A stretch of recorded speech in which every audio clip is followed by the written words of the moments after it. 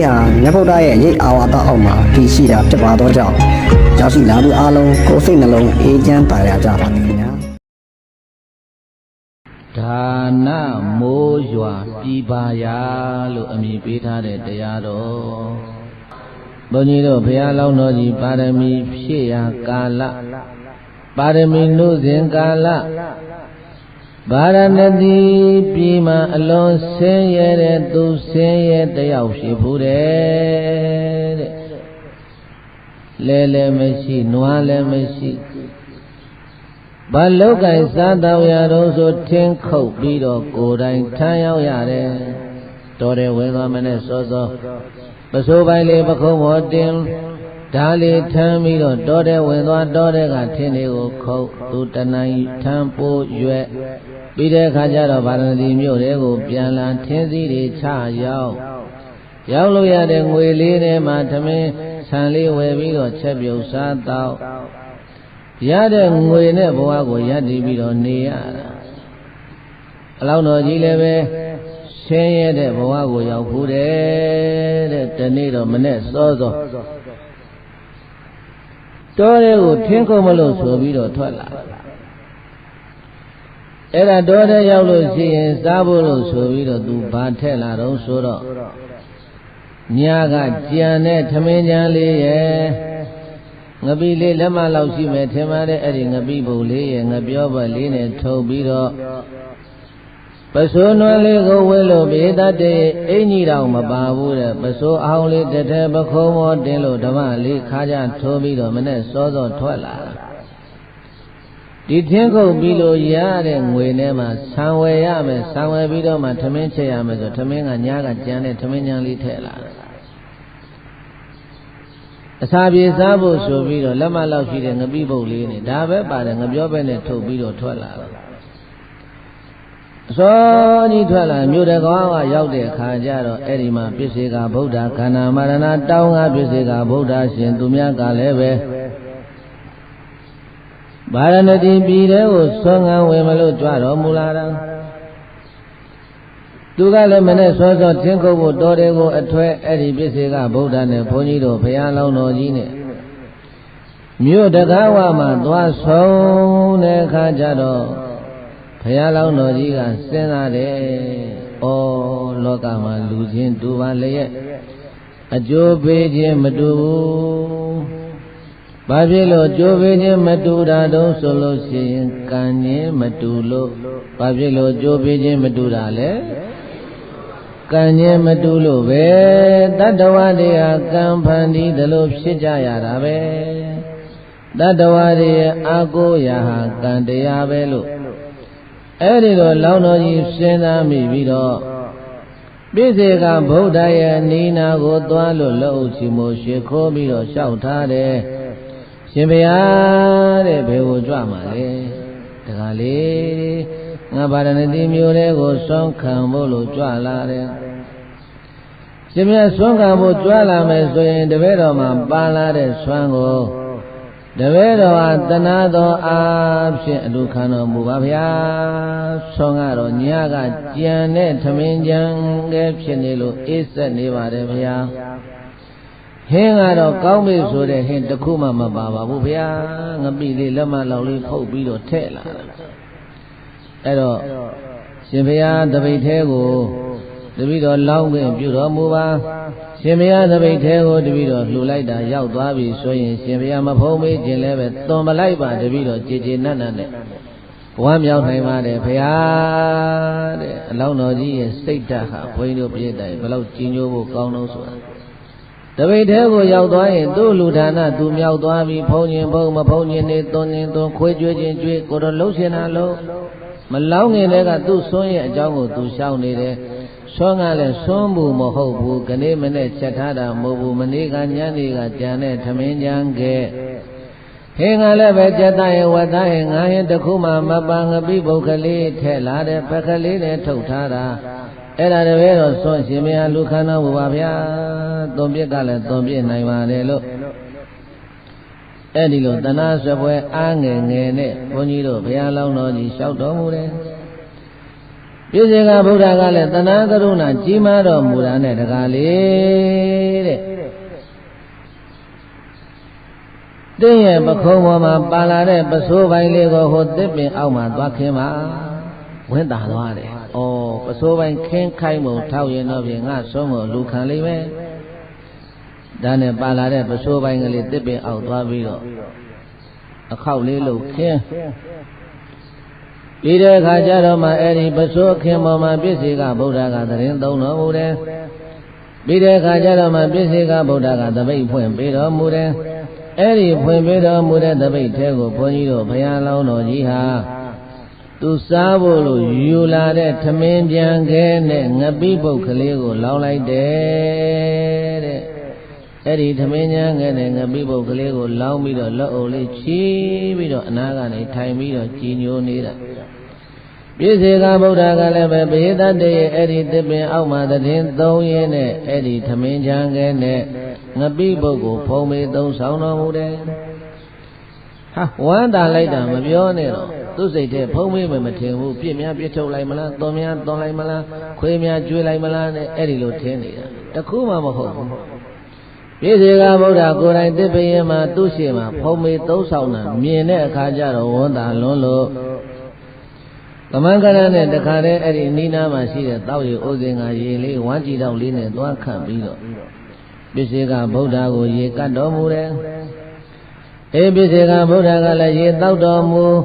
တပိတ်များဆေးကြောပြီးတော့တပိတ်ကိုတပိတ်အိတ်ထဲမှာပြန်ထဲလို့တပိတ်လွယ်လို့ပြေးသားရေကောင်းငင်ခရီးကနေပြီးတော့ကန္နာမာရဏတောင်ကိုပြန်ကြွတော်မူသွားတယ်တဲ့အောက်ကနေလက်အုပ်လေးချီးပြီးတော့ကြည်ညိုရင်းနဲ့ဝမ်းသာလိုက်တာဆိုတာအဟောပရမန္တုံလည်းပန်းငါဒီရခဲ့တဲ့ကုသိုလ်ပွဲကြီးကိုပြုလုပ်လိုက်ရပြီလို့ဝမ်းမြောက်ဝမ်းသာနဲ့ဘေဒတ္တိတော်တွေကိုဝင်သွားတနေ့လုံးတော်ထဲမှာထင်းခုတ်နေတော့လည်းပဲသူစိတ်ကဖေရောက်နေလဲပြည့်စေကဗုဒ္ဓကိုမနေ့ကထမင်းညာငယ်လေးနဲ့ငပိဘုံလေးလှူလိုက်ရတဲ့ကုသိုလ်ကိုအာယုံပြုနေတာဆာယာမှန်းတော့မသိဘူးလေစာဖို့လို့မေ့သွားတယ်အဲ့ဒီလိုနဲ့ကိုလုံးတဲ့ကုသိုလ်ကောင်းမှုကိုဝမ်းမြောက်ဝမ်းသာနဲ့နေသူ့ဘဝတစ်လျှောက်လုံးမှာပြည့်တဲ့အဲ့ဒီကုသိုလ်တစ်ခုတည်းပါသွားတာတတံကုံလို့သိတဲ့အခါကျတော့ဘုန်းကြီးတို့ဘုရားလောင်းတော်သူရှင်ရဲ့သားဟာအနိစ္စရောက်လို့သေသွားတော့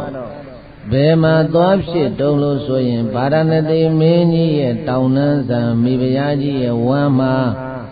ပရိသန္တေကိုကဏီကောင်းသွားမသွေယူခဲ့ပါပြီတကား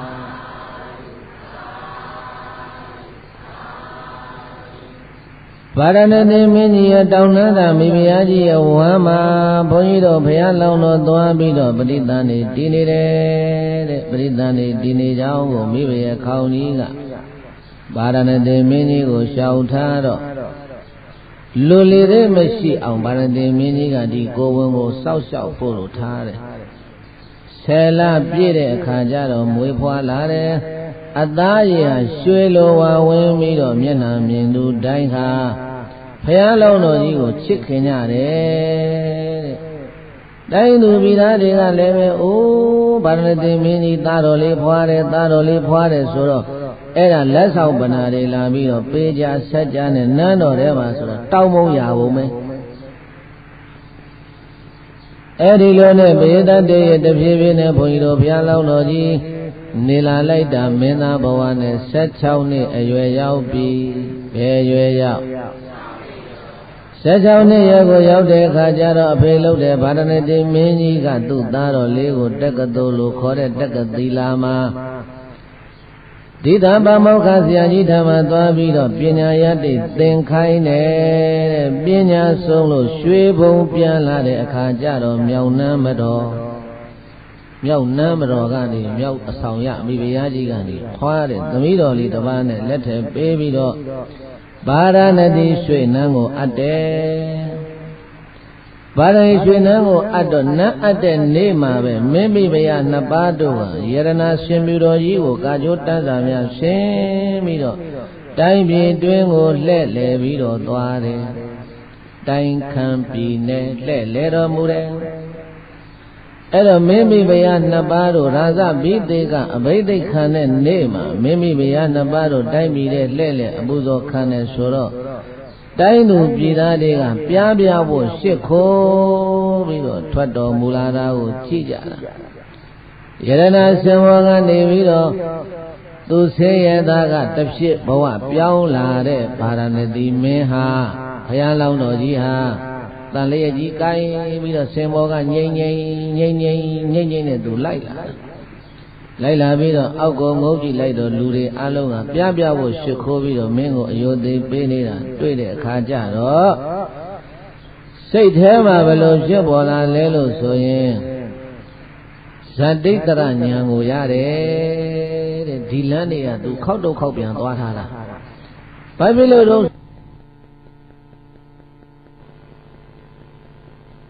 သူခောက်တော့ခောက်ပြန်သွားတာဘာဖြစ်လို့တော့ဆိုရင်တောထဲမှာသွားပြီးတော့သူထင်းခုတ်ပြီးတော့ဒီလမ်းတွေမှာဝင်ထွက်ပြီးတော့ရောက်နေတဲ့လမ်းတွေကသူ့ဟာသူကောင်းကောင်းမှတ်မိနေတာပေါ့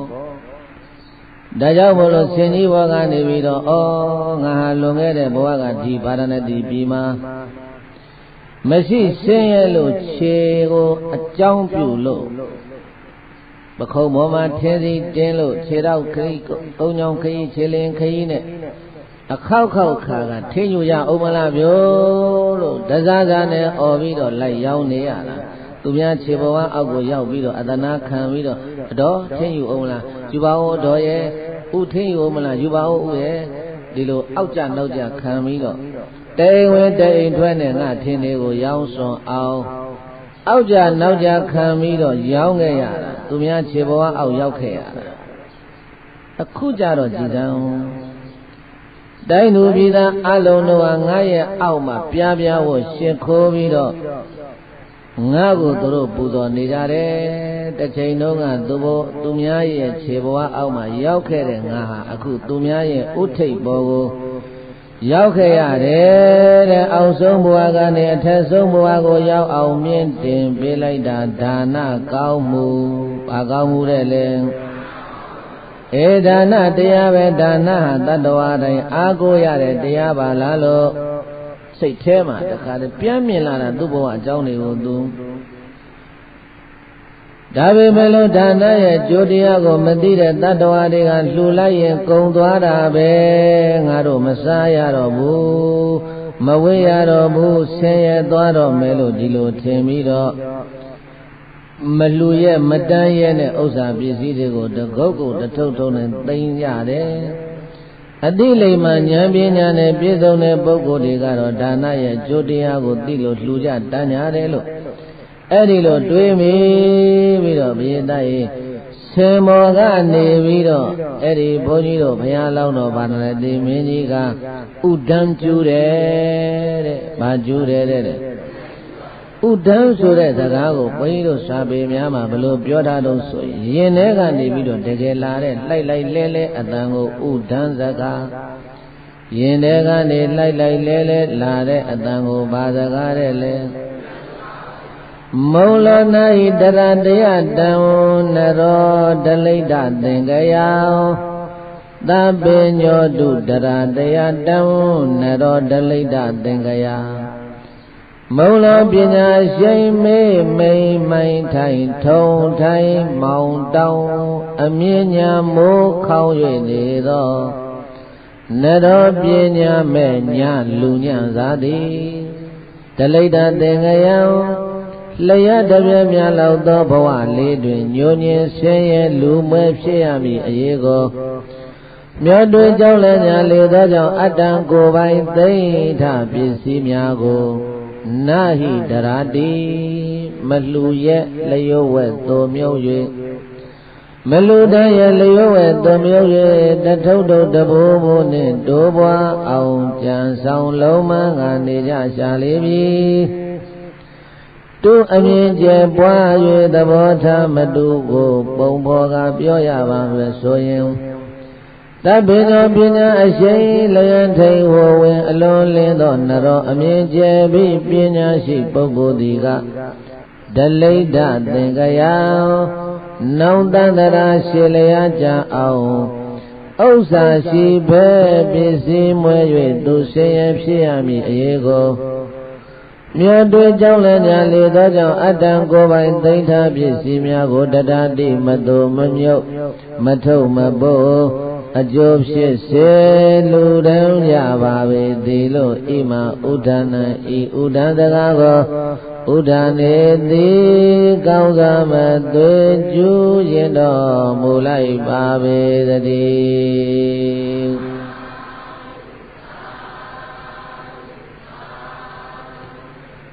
အဲ့ဒီလိုသူရဲ့ဘဝဇာကြောင့်ကိုပြန်လီမြင်တဲ့အခါကျတော့ဘုရားလောင်းတော်ကြီးကဝမ်းသာလွန်းလို့တစ်ချိန်လုံးကငါဟာသူတော်ဘာတွေရဲ့ခြေပြားအောက်မှာပြားပြားမောက်ရောက်ခဲ့ရပေမဲ့လို့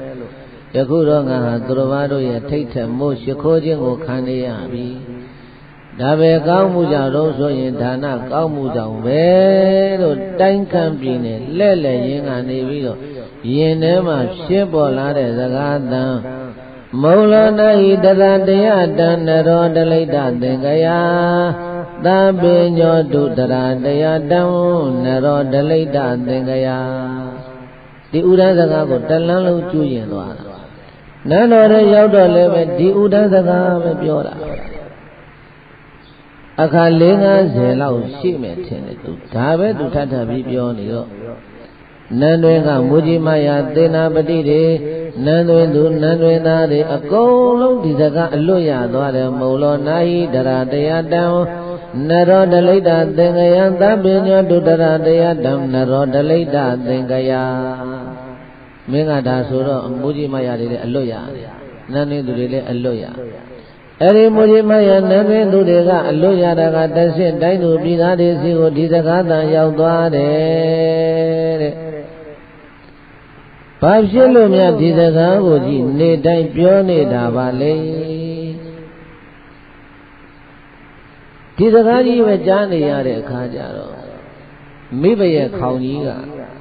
ဘုန်းကြီးတို့ဘုရားလောင်းတော်ကြီးရဲ့ကျင်ရတော်မိဘရဲ့ခေါင်းကြီးကစဉ်းစားတဲ့စိတ်ထဲမှာဒီမင်းကြီးဟာဘာဖြစ်လို့နေတိုင်းဒီစကားကိုပြောနေတာလည်းမသိဘူးခါတိုင်းဆိုလို့ရှိရင်ဒီစကားသာမကြားရဘူးအခုတိုင်းပြည်ထဲထွက်ပြီးတော့မှပြန်လာတော့မှဒီစကားသာကြားရတာအကြောင်းထိုးတော့ရှိတယ်အဲ့တော့သူ့စိတ်ထဲဘာတွေဖြစ်နေလဲမသိဘူးငါသိရအောင်တော့ဖြစ်မေးအောင်မှပဲဆိုပြီးတော့ထိတ်တတ်တော့မမေးဘူးပြေးတာကြီးအဲ့ဒီမိဖုရားကြီးကရသောတရားအလောင်းဘယ်သူအလောင်းလဲရသောတရားအလောင်းမိဖုရားခေါင်းကြီးကခါတိုင်းနဲ့စာရင်ပို့ပြီးတော့ဗာဒရတိမင်းကြီးရဲ့ဝေယဝိစာတွေကိုကြေပြုံအောင်ဆောင်ရွက်တယ်ထမင်းလဲကိုယ်တိုင်ခုခတ်ကျွေးတယ်အဝိစာလဲကိုယ်တိုင်ဆင်ပေးတယ်ဝေယဝိစာမှန်သမျှအလုံးကိုဒီပြင်အမျိုးသမီးတွေကိုမခိုင်းတော့ပဲနဲ့မိဘရဲ့ခေါင်းကြီးကိုယ်တိုင်ဝေယဝိစာအမှုကြီးငယ်တွေကိုဆောင်ရွက်တော့ဗာဒရတိမြစ်ရှင်မင်းကြီးကသဘောကျတယ်ဩဒီမိဖုရားကြီးတက်တော့တာပဲတချို့ဆိုမိဖုရားယာရုနဲ့ဘယ်ငါကိုလာပြီးတော့အဝိစာဆင်ပေးမလဲသူ့မှာမာမန္တမရှိဘူးသူငါတော်တော်ချစ်တာပဲငါဝေယဝိစာသူလုပ်ပေးတာပဲတော်လိုက်တဲ့မိဖုရားကြီးဒီမိဖုရားမျိုးအရတော်လေခြင်းဆိုပြီးတော့ဘုရားလောင်းတော်စိတ်ထဲမှာဝမ်းမြောက်ဝမ်းသာဖြစ်နေတာအဲ့ဒါနဲ့တနေ့တော့ဘုန်းကြီးတို့ဘုရားလောင်းတော်ကြီးကမေးတယ်မိဖုရားကြီးကိုမိဖုရားကြီးသင်ငါကိုဒီလိုဝေယဝိစာတွေလာပြီးတော့ဆောင်ရွက်နေတာငါကျင့်တတ်ပါတယ်ငါကိုပြုစုလုပ်ကြွေးတာငါကျင့်တတ်ပါတယ်အဲ့တော့သင်လိုတဲ့ဆုကိုတောင်းပါသင်ကိုငါဆုချပါရသေးတော့လို့ပြောတဲ့အခါကျတော့မှအဲ့ဒီမှာမိဖုရားကြီးကပြောတယ်ဗာဒရတိမင်းကြီးကိုမင်းကြီးတဲ့ဆုတကယ်ချမှာလားချမှာပေါ့မင်းလိုချင်တာတောင်းကောင်းပြီမင်းမသစ္စာလူဟာဂတိဆိုတဲ့စကားအတိုင်းတည်ပါစီနော်အေးတည်ပါတယ်အဲ့ဒါဆိုတခြားဆုကိုတော့မတောင်းပါဘူးတိုင်းကန်းပြည်နဲ့လဲ့လေတဲ့နေ့ကသင်မင်းကြီးနှုတ်ပြားကနေပြီးတော့မௌလောနာဣတရတရားတံနရောတလိတသင်္ကယံသဗ္ဗညောတုတရတရားတံနရောတလိတသင်္ကယဒီစကားကိုသင်မင်းကြီးဘာအဓိပ္ပာယ်နဲ့ပြောတာလဲတဲ့အဲ့ဒီအဓိပ္ပာယ်ကိုရှင်းလင်းချက်ထုတ်ပေးပါဒီအကြောင်းကိုသူမေးရော မေးတဲ့အခါကျတော့ဘုန်းကြီးတို့ဘုရားလောင်းတော်ဗာရဏသီမင်းကြီးကရှက်တယ်ပြန်ပြောရမှာဘာဖြစ်လို့ရှက်တာတော့ဆိုတော့အခုရှင်မရင်ဖြစ်ဟိုးဘဝကတော့ကဒီဗာရဏသီမြို့မှာသူဆင်းရဲတာဖြစ်ခဲ့ဘူးတဲ့တေဝင်တိမ်ထွက်နဲ့ထင်းရောက်ခဲ့ရဘူးတဲ့နောက်ပြီးတော့လှုပ်လိုက်တဲ့ကုသိုလ်ကလည်းမန္တကြီးထိုးပြီးတော့ထမရေချောင်းစီမောင်းတီးပြီးတော့လှူတဲ့အလူမျိုးမဟုတ်ဘူးထမင်းညာကလေးနဲ့ငပိပုတ်ကလေးကိုပြည့်စေကဗုဒ္ဓကိုလှူလိုက်ရတာမို့လို့ကုသိုလ်ကလည်းဘာမှကြီးကြီးမားမားပြောစရာမရှိဘဝကြတော့လည်းပဲသူများခြေဘဝအောက်မှာဆင်းဆင်းရဲရဲနဲ့ထင်းရောက်ပြီးတော့စားကြရတဲ့ဘဝရောက်သူ့ဘဝကိုသူပြန်ပြောရမှရှက်တယ်တဲ့ဒါကြောင့်ဘုလို့မိဖုရားကြီးကိုပြောတယ်မိဖုရားကြီးတခြားဆုကိုတောင်းမှဒီဆုတော့မပေးနိုင်ဘူးဆိုတော့မိဖုရားကြီးကကိုင်လာပြီဘေးတိုင်စောတဲ့ကမပြောဘူးလားမင်းမှာသစ္စာလူမှာဂတိတယ်ဂတိတစ်လုံးပေးထားပြီဆိုတင်မင်းကြီးဘာဖြစ်လို့ဒီဂတိကိုဖျက်ရတာတော့ဆိုတော့မှအတင်းအကျပ်အဲ့ဒီမှာမေးရောမေးတဲ့အခါကျတော့မှဗာရဏသီမင်းကြီးကကိုင်ဒါမြင်လို့ရှိရင်ကောင်းပြီပြောဆိုရင်လည်းပြောပါတော့မယ်ဒါပေမဲ့သင်မိဘုရားကြီးတပါးတည်းကိုမပြောဘူးတိုင်းသူပြည်သားတွေအလုံးကြားရအောင်လို့မြို့လေကောင်းမှမန္တကြီးထိုးပါစေတဲ့မြို့လေကောင်းမှဘာထိုးရမယ်မန္တကြီးထိုးပြီးတော့အဲ့ဒီမန္တထက်မှာပလင်တစ်လုံးချအဲ့ဒီပလင်ပေါ်မှာငါတက်ပြီးတော့ဒီစကားရဲ့အဓိပ္ပာယ်ကိုငါပြောပြမယ်တိုင်းသူပြည်သားတွေလည်းနားထောင်ပါစေတိုင်းသူပြည်သားတွေလည်းသိကြပါစေဆိုတော့မိဖုရားကြီးကကားတဲ့ချက်ချင်းပဲမူကြီးမယာသေနာပတိတွေကိုခေါ်ပြီးတော့ပြည်သားတွေအဲ့ဒီမှာမြို့လေကောင်းမှအလွန်တရာကြီးမှလာသွားတော့မန္တကြီးကိုထိုးပါတယ်အဲ့ဒီမန္တကြီးထိုးပြီးတော့နသာပလင်ကြီးနတ်သားတွေနဲ့လှုပ်ထားတဲ့ပလင်ကြီးအဲ့ဒါမန္တအလေကောင်းမှချအခမ်းအနားတွေပြင်ဆင်လို့ပြီးတဲ့အခါကျတော့မှအလောင်းတော်ဗာရဏသီမင်းကြီးကိုသွားပြီးတော့တည်င်းပို့တော့အလောင်းတော်ဗာရဏသီမင်းကြီးကယရဏရှင်ပြီးတော်ကြီးရှိလို့ဘိသရေရွှေနန်းကခွာတော်မူပေါ့ရွှေနန်းကခွာတော်မူပြီးတော့အဲ့ဒီမျိုးလည်းကောင်းမန္တမှာလူလဲစုံရောပလင်ဘောကိုတက်ပြီးတော့အိုတိုင်းသူပြည်သားလူအများတို့သဗ္ဗေကမ္မတက္ကတတ္တကမ္မတတ္တေဝိပိစတိဟိနပဏိတဘာဝါယနာစိန္ဒာယသမိတ်ဒီနောဘောတောဩဘာရဏတိပြည်သူပြည်သားပေါင်းသူတော်ကောင်းတို့သဗ္ဗေခန္တယောသုံးလုံးစုံကုန်သောတတ္တသူယော၅ပါးတတ္တဝအနန္တဟုသမျှတို့သည်ကမ္မတက္ကကံနှင့်တွဲပြောကံနှင့်တွဲပြောအဖို့တဟဲမြဲမြဲခိုင်ကံသာလျင်ကိုယ်ပိုင်ဥစ္စာရှိကြလေကုန်၏ကံမကောင်းမဲ့ကောင်းတဲ့တောင်းပြောင်းများပြကံတရားသည်တတ္တေတတ္တဝနန္ဒဟုသမျှတို့ကိုဟိနပဏိတဘာဝါယဇာတိမတံမျိုးယုတ်ညံ့နှင့်တပ်ပြမျိုးနဲ့ဂုံသိမ့်ကျွဲ၍တင့်တယ်စေခြင်းအကျိုးငှာဝိပေသတိအလိုက်ထိုက်သလိုပင်ပြုပြင်စီမံဝေဖန်တတ်ပါပေ၏တသမတို့ကြောင့်စိန်နာယမောတော်ကားစီတိုက်ကြီးနှင့်အနီးနီးပြောအဖို့ဆုံးကြီးနေခြင်းသည်ဟုကြံစီစိတ်ကူဘဝင်မျိုးသဖြင့်နာသမိတ်ဒီနောတောင်းတိုင်းမရတာတိုင်းမပေါ်တောင်းတိုင်းမရတာတိုင်းမပေါ်အကြံချောသဖြင့်အမျောစွမ်းဟုံမပြည့်စုံပဲရှိ၍နေပါပေပြီတကား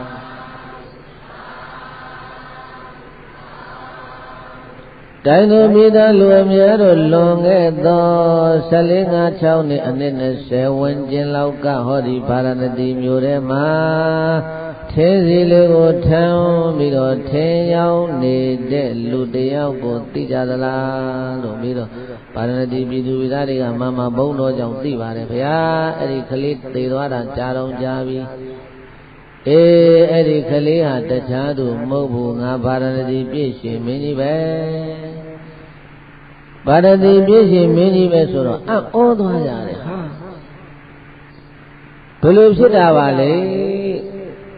ဒီလောက်စင်းစင်းရဲရဲနဲ့နေပြီးတော့သေသွားတဲ့လူကအခုရှင်မင်းလာဖြစ်တယ်ဆိုတော့ဘယ်လိုများဖြစ်တာပါလဲလို့မေးတဲ့အခါကျတော့မှဘုရားလောင်းတော်ဗာရာဏသီမင်းကြီးက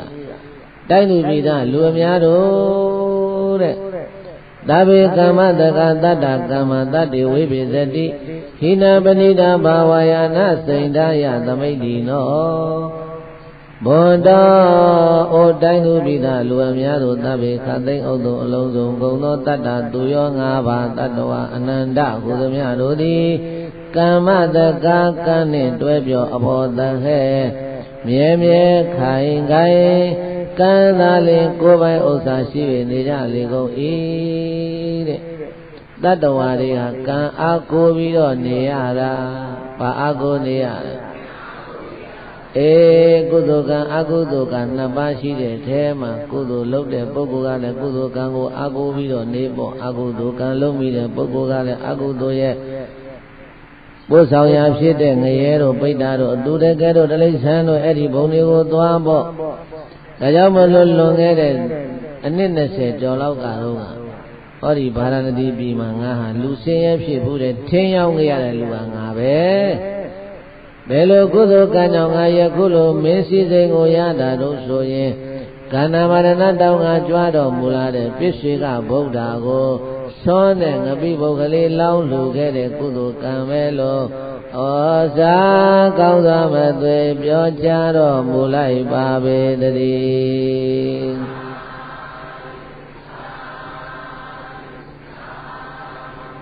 ဒီတော့မှတိုင်းသူပြည်သားတွေကအံ့ဩသွားတယ်။အိုးဒီရှင်မင်းကြီးကတစ်ချိန်လုံးကထင်းရောင်စားတဲ့သူစင်းရဲ့ထင်းထမ်းသမားပါလား။ဒီစံသူလှုပ်လောက်တဲ့ကုသိုလ်ကောင်းမှုကကြီးကြီးကျယ်ကျယ်ဘာမှရှိတာမဟုတ်ဘူး။ဒါနဝတ္ထုအနေနဲ့တွေးရင်ညံ့နဲ့ထမင်းညာငယ်နဲ့ငပိပုတ်ဒါပေမဲ့လို့ဘေဒတ္တရဲ့စေရနာကံတတ္တိကထက်တဲ့အဲဒီထက်တဲ့စေရနာကံတတ္တိကဘုန်းကြီးတို့ပြေသာပေါင်းသူတော်ကောင်းတို့ရဲ့ဘုန်းကြီးတို့ဘုရားအလောင်းတော်ကြီးကိုနောက်ဆုံးဘယ်ထိအောင်အကျိုးပေးလို့ဆိုရင်တပ်ပိညုတဉာဏ်ကြီးရတဲ့ထိအောင်ကိုအကျိုးပေးတယ်တဲ့ဒါကြောင့်ဒါနာတိဟူသောကံကိုမမေ့ကြနဲ့ကြိုးစားကြလူစင်းရဲဘဝကနေပြီးတော့ရှင်မင်းဘဝကိုမြောက်တင်ပေးတာဒါနကံနဲ့ဘာကံနဲ့လဲဒါကြောင့်မလို့ဒါနကိုမမေ့ကြနဲ့ငါကလက်တွေပဲလို့အဲ့ဒီနတ်သားပလင်ဘော်ကနေပြီးတော့ဒီတရားကိုဟောတော့လူတိုင်းကအံ့ဩတယ်။အိုးဖြစ်မှဖြစ်ရလေကြည်တံဝတ္ထုပစ္စည်းအနေနဲ့ဘာမှတန်ဖိုးမရှိတော့လည်းပဲစေတနာတတ္တိကအကျိုးပေးလာတဲ့အခါမှာဘယင်းဘဝကိုတော့ရောက်ရတာပဲအဲ့ဒီတော့မှတိုင်းသူပြည်သားတွေကပရိသတ်တွေဗာရာဏသီမင်းကြီးကိုအားကြပြီးတော့ခါတိုင်းနဲ့တိုးပြီးတော့ဆယ်သတိုးလို့ဒါနမိုးရွာတယ်တဲ့ဘယ်နှစတိုးလဲဆယ်သတိုးပြီးတော့ဒါနမိုးရွာတာအဲ့ဒါဒါနမိုးရွာပြီပါရာတဲ့ဒီတော့မှရသောတရားလောက်မိဖုရားကြီးကအတိတ်ပဲပေါက်သွားတယ်။ဩလက်ဆက်တတ်တော့ငါယောက်ျားရှင်မင်းကြီးကတစ်ချိန်လုံးကထင်းရောက်စားတဲ့လူစင်းရဲသားကိုဒါကြောင့်သူမပြောခြင်းလို့ရှက်နေတာအခုမှသိရတာသူကလည်းဇတ်ကြောင်းကိုမေးလိုက်တာလဲကောင်းပါတယ်လေတိုင်းသူပြည်သားတွေအလူရေးဆက်လက်နဲ့မကွာအခုလူချင်းတန်းချင်းစိတ်ပေါင်းပြီးတော့အလူတွေလောက်ကြကုန်ပြီဝမ်းသာစရာကောင်းတယ်နဲ့ပြည်သားတွေအဲ့ဒီမှာမိမိပြနှစ်ပါးတို့ဝမ်းမြောက်ဝမ်းသာနဲ့ရွှေနန်းကိုပြန်ရွှေနန်းကိုရောက်တဲ့ခါကျတော့ရှေ့ကတဲ့တိုးပြီးတော့မင်းကဥဆောင်ပြီးတော့ဒါနကောင်းမှုတွေလုပ်တယ်ဆိုတော့တိုင်းသူပြည်သားတွေလည်းအကုန်လုံးနောက်ကနေလိုက်ပြီးတော့လုပ်ကြတာဒါနကောင်းမှုနဲ့ပျော်ကြတာအဲ့ဒီကနေမနေလို့သေသွားတဲ့အခါကျတော့အကုန်လုံးနတ်ပြည်ကိုအရင်သေးတဲ့လူကအရင်နတ်ပြည်ရောက်နေနောက်သေးတဲ့လူတွေကလည်းနောက်လူတွေနတ်ပြည်ကိုလိုက်သွားနေအဲ့ဒီခေတ်တုန်းကနတ်ပြည်မှာနတ်သမီးနတ်သားလူဦးရေတွေအလွန်များတယ်တဲ့နတ်သမီးနတ်သားဦးရေဟာအများဆုံးပဲတဲ့အဲ့ဒီတုန်းကနတ်ပြည်မှာဒါကြောင့်ဘုရားသားရေဆိုကြည်သာမှာမလူရဲ့ဖက်သိမ့်ထားလေကုံမြဲကုံမာဒီဥစ္စာမလူရဲ့ဖက်သိမ့်ထားလေကုံမြဲကုံမာဒီဥစ္စာယန္တု၅ပါးတပါးပါ ယူသွားရင်သာကုန်အောင်မှာယန္တု၅ပါးတပါးပါယူသွားရင်သာကုန်အောင်မှာပစ္စည်းကလားငါကလားစွန့်သွားရအောင်မှာပစ္စည်းကလားငါကလားစွန့်သွားရအောင်မှာငါစွန့်သွားခါကြံဥစ္စာဝေကယူကြမှာငါစွန့်သွားခါကြံဥစ္စာဝေကယူကြမှာငါအတွက်သာအနေငယ်သာလူကမျှဝေမှာငါအတွက်သာအနေငယ်သာလူကမျှဝေမှာအဲ့ဒါတချို့ဥစ္စာပစ္စည်းတွေမလူရဲ့မတိုင်းနဲ့တကုတ်ကုတ်တထုပ်ထုံးနဲ့သိမ့်သေလဲသေပါဝဘေးတတ်တယ်အဲ့ဒီအထုပ်ကိုဖြည့်ပြီးတော့ဝေယူကြတယ်ကိုယ်အတွက်ကြတော့နည်းနည်းလေးလှုပ်ပေးပြီးတော့အမျှဝေလိမ့်မယ်တဲ့ဒါကြောင့်မို့လို့မသေးခင်လေးမှာကိုယ့်လက်ကိုယ်ချီနဲ့ကိုယ်လှူသွားတာအကောင်းဆုံးပဲကောင်းသလားမကောင်းဘူးလားဒါကြောင့်မို့လို့ပစ္စည်းပေါ်တင်ဉာဏ်သက်ဝင်မသေးခင်လှူကြပါ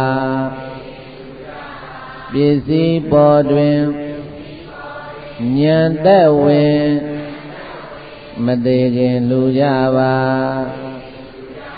ဒါနမပါသန္တရာမျက်နှာငယ်ရမှာဒါနမပါသန္တရာမျက်နှာငယ်ရမှာဒါနပါမနောင်ဘဝခေါင်ကနေရမှာဒါနပါမနောင်ဘဝခေါင်ကနေရမှာဖယားအလောင်းသူတော်ကောင်းဇာကြောင်းပြန်ပြောတာဖယားအလောင်းသူတော်ကောင်းဇာကြောင်းပြန်ပြောတာအကြောင်းသိသွားပြည်သူများကြိုးစားလှူကြတာအကြောင်းသိသွားပြည်သူများကြိုးစားလှူကြတာဒါနမိုးရွာပြည်ပါရာဒေသနာဆုံးပြည်သာဒါနမိုးရွာပြည်ပါရာဒေသနာဆုံးပြည်သာဒေသနာအစောလူအလုံးရွှင်ပြုံးသာဓုပါ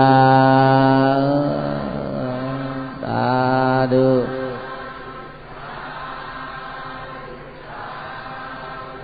ဒေတိတောမေအယံဓမ္မောဗုဒ္ဓေနာဟစ္စာပါတိတောဒေနသဗ္ဗေတုခယံတုဇနာဣဋ္ဌသမင်္ဂိနောဗုဒ္ဓေနာအရဟံတသုတယံမုကိုင်တုနိုင်မမြင်ဂေါရမဘုရားရှင်သည်အာဟိစ္စပါတိတောထံကရိုင်းဘုရားပြပြသာသတိကရွတ်ဆို၏ဟောကြားအပ်သော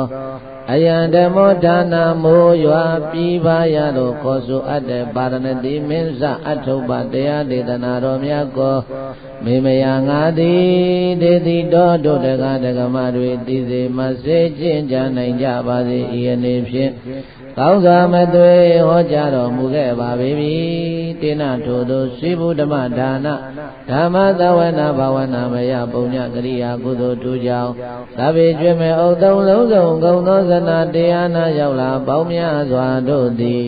ဣဒ္ဓသမင်ကြီးတော်မိမိတို့အတိအတိအလိုရှိအားတောင်းတာအပ်သောဣဒ္ဓမင်္ဂလာကျက်သည်ဘုရားဗျာတို့နှင့်ပြည့်စုံကြကုန်သည်ဖြစ်၍ဒုက္ခယံတုယနေ့ကစနိဗ္ဗာန်ရောက်ကြသည့်ဘဝတိုင်အောင်စိတ်ရွှင်လန်း၍ကြမ်းကြမ်းမာမာချမ်းချမ်းသာသာရှိတော်မူနိုင်ကြပါစေကုန်သတည်း